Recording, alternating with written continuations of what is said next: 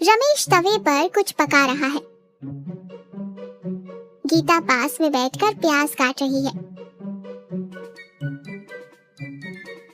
रमेश उत्साह में तवे पर मसाला डालते हुए कहता है, गीता, आज मैंने जो चीज बनाई है ना, गांव वाले उंगलियों के साथ साथ प्लेट भी चाट जाएंगे।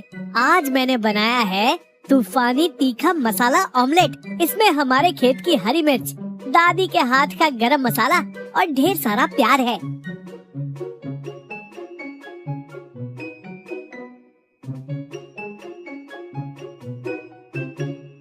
तभी सुरेश नाक सिकोड़ते हुए ढाबे में आता है।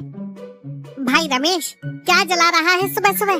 पूरे रास्ते तक खुशबू, मेरा मतलब है धुआं आ रहा है। धुआं नहीं मेरे भाई, जादू है। ये ले, चक्कर बता। रमेश एक प्लेट में गर्मा गर्म भाप छोड़ता हुआ ऑमलेट सुरेश को देता है। सुरेश थोड़ा झिझकते हुए एक बाइट खाता है। आंखों में पानी आ जाता है और चेहरे पे एक बड़ी मुस्कुराहट। सुरेश कहता है, हाँ रमेश भाई, पानी ला पानी, लेकिन एक प्लेट और ला। भाई क्या गजब की चीज बनाई है, तीखा भी है मजेदार भी। ये तो गांव में आग लगा देगा। गीता खुश होकर कहती है, सच में इतना अच्छा है सुरेश भाई? भाभी जी कसम से, लेकिन एक दिक्कत है, जब तक हरिशंकर काका इसे पास नहीं करेंगे, गांव का कोई बड़ा आदमी इसे नहीं खाएगा। उनका उसूल है ना, अंडा ब्रेड सब विदेशी खाना है। रमेश निराश होकर कहता है, काका तो सादे दाल चावल वाले इंसान हैं। वो मेरा ऑमलेट देखकर ही लाठी उठा लेंगे। सुरेश आंख मारते हुए कहता है, तू फिक्र मत कर, तेरे इस तूफानी ऑमलेट की खुशबू मैं काका के दिमाग तक पहुंचा कर रहूंगा। हरिशंकर काका एक चारपाई पर बैठे हैं, हाथ में अखबार है। सुरेश एक टिफिन लेकर आता है और काका के पास वाली बेंच पर बैठ जाता है।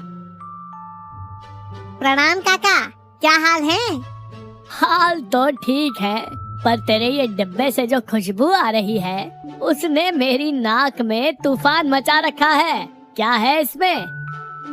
है कुछ नहीं काका, रमेश ने एक नया आइटम बनाया है, तीखा मसाला ऑमलेट। मैंने सोचा यहीं बैठकर खा लूं। सुरेश मजे लेकर खाने लगता है। उफ, क्या मसाला है, जैसी आवाजें निकालता है। काका कनखियों से उस ऑमलेट को देख रहे हैं। हरिशंकर गुस्से का नाटक करते हुए कहते हैं, छी छी, ये भी कोई खाना है?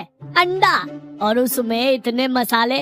हमारे जमाने में लोग सादा बाजरे की रोटी और गुड़ खाते थे, इसलिए 100 साल जीते थे। तुम आजकल के बच्चे अपनी जीभ के गुलाम हो गए हो। रमेश को कहना ये घास फूस और विदेशी खाना बंद करे। सुरेश मुस्कुराते हुए कहता है, ठीक है काका, मैं रमेश से कह दूंगा कि आप इस ऑमलेट को बैन करना चाहते हैं। वैसे इसका स्वाद ना एकदम आपके घर के तीखे अचार जैसा है। खैर मैं चलता हूँ। सुरेश जानबूझकर आधा ऑमलेट टिफिन में छोड़कर चला जाता है। काका इधर उधर देखते हैं, कोई नहीं है। वो टिफिन की तरफ हाथ बढ़ाते हैं, तभी एक कुत्ता भौंकता हुआ आता है। काका झटके से हाथ पीछे कर लेते हैं। अब रात का समय है। रमेश और गीता ढाबा बंद करने की तैयारी कर रहे हैं। तभी एक आदमी सिर से पैर तक बड़ी सी शॉल ओढ़े, चेहरा छुपाकर ढाबे पर आता है। वो अजनबी आवाज बदलकर बात करता है, ए भाई, ढाबा चालू है क्या? हाँ जी, बस बंद ही कर रहे थे, कहिए क्या चाहिए? वो जो तुम एक मसाले वाली चीज बनाते हो, वो तूफानी, क्या नाम है उसका? हाँ, ऑमलेट 2 पैक कर दो। और सुनो, तीखा जरा कम रखना, मेरा मतलब है खूब तीखा रखना। गीता रमेश को कोहनी मारती है। दोनों काका के जूते और उनकी छड़ी को पहचान जाते हैं, जो शॉल के नीचे से दिख रही हैं। रमेश और गीता एक दूसरे को देखकर मुस्कुराते हैं, लेकिन नाटक चालू रखते हैं। जी बिल्कुल, अभी बनाता हूँ। पर आप हैं कौन भाई साहब? मैंने आपको गांव में पहले कभी देखा नहीं। अजनबी काका हड़बड़ा कर कहते हैं, अरे मैं हरिशंकर काका के साढ़ू का भतीजा हूँ। शहर से आया हूँ, काका के लिए ही खाना ले जा रहा हूँ। गीता जानबूझकर जोर से कहती है, क्या बात कर रहे हैं भाई साहब, काका और ऑमलेट? अरे वो तो इसे विदेशी कचरा कहते हैं।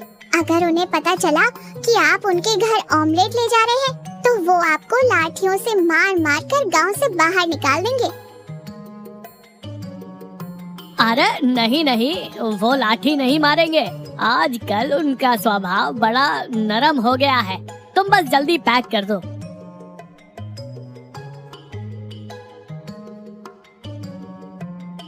लीजिए भाई साहब, आपके 2 तीखे मसाला ऑमलेट। काका जी को मेरा प्रणाम कहिएगा। मेरा मतलब है साढ़ू के भतीजे जी।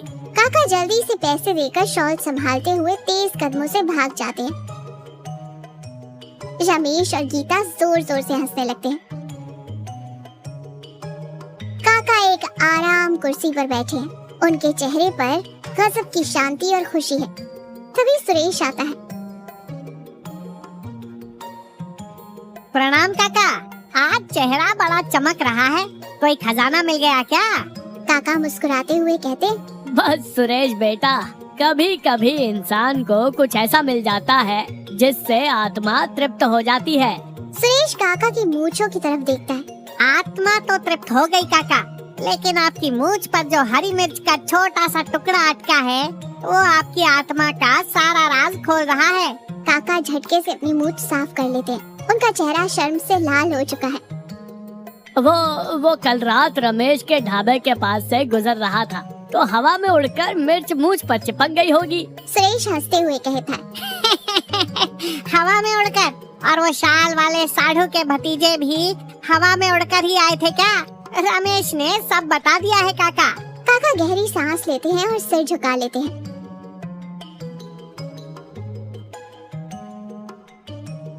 अरे सुरेश, क्या करूं यार। उस दिन तूने जो मेरे सामने बैठकर खाया, उसकी खुशबू मेरे दिमाग में बस गई थी। सारी उम्र सोचा कि नई चीजें हमारी परंपरा खराब कर देंगी, पर कल जब मैंने वो खाया, सच कहूं बेटा, मजा आ गया। रमेश के हाथ में तो जादू है। तो फिर छुपाना कैसा काका? रमेश आज अपने ढाबे पर गांव वालों को दावत दे रहा है, आप भी चलिए। ढाबे पर दूसरा दिन। ढाबे पर कुर्सियां लगी हुई हैं। सुरेश, रमेश, गीता और गांव के 3-4 लोग मौजूद हैं। रमेश उदास है क्योंकि काका अभी तक नहीं आए हैं। तभी पीछे से काका की दमदार आवाज आती है, क्या दावत में तूफानी ऑमलेट खत्म हो गया है? सभी चौंककर पीछे देखते हैं। काका अपनी छड़ी टेकते हुए चेहरे पर एक बड़ी मुस्कान लिए अंदर आते हैं।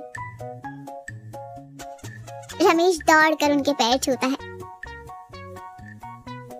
काका, आप आ गए? मुझे लगा आप मुझसे नाराज हैं। हरिशंकर काका रमेश के कंधे पर हाथ रखकर कहते हैं, नाराज मैं खुद से था बेटा।